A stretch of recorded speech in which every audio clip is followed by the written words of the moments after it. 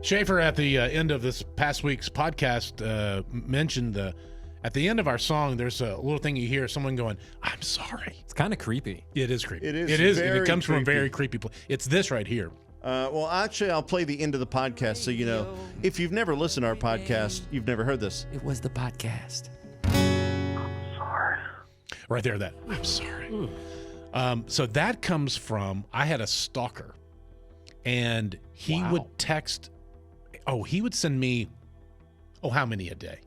30? I was going to say at least 50. There was a lot some of days text more, messages. some less.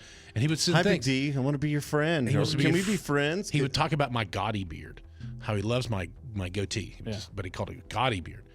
And I would be like, "Hey, man," and I was cool.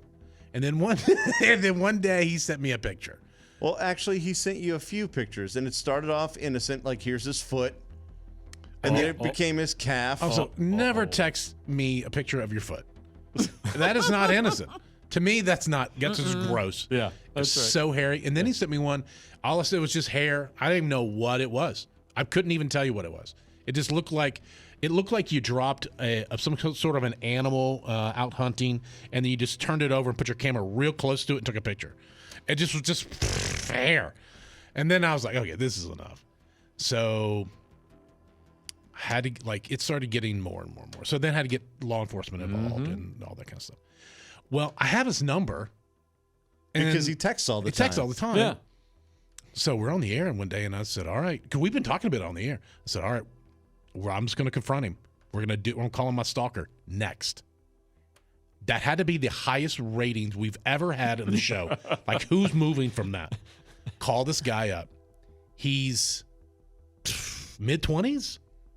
Or maybe I think he's a little older. A little older than that? Yeah, he's on the spectrum for sure. And he called, and he was just like, I was like, "Hey, man, it's Big D. You can't send that kind of stuff. You can't do all that kind of stuff." And was like, "I want to be your friend. I want to be your friend." I was like, "Yeah, I get it, buddy, but we are friends." Or Bubba was like, "You're not friends. You're scaring him." And I was like, "Yeah, you are. You actually scared me." Don't send me pictures like that. And for some reason, all of a sudden, I was like, "Hey, put your mom on the phone." Because I remember that used to get me when I was a kid. Mm-hmm. Hey, yeah, hello. Yeah, you put your mom on. Oh, boy. And when I did, it got quiet. He goes, "What's wrong?" I'm like, "Oh, well, all right, put your mom on. Put your mom on." "No, you don't have to. What's wrong?" And then he put, at the very end, "I'm sorry." And then hung up. Yeah, nobody told me that during the interview process.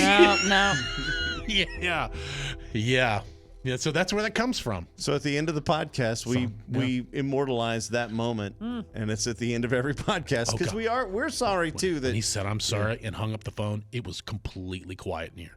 No, we didn't talk for 30 seconds. It was very quiet. We have what's called silence sensors on the radio signal, and they were going off. The engineers are freaking out, thinking we turned us off the air. We just had dead air. We just sat there. What are you going to say? How do you follow up that moment where this? I'm sorry.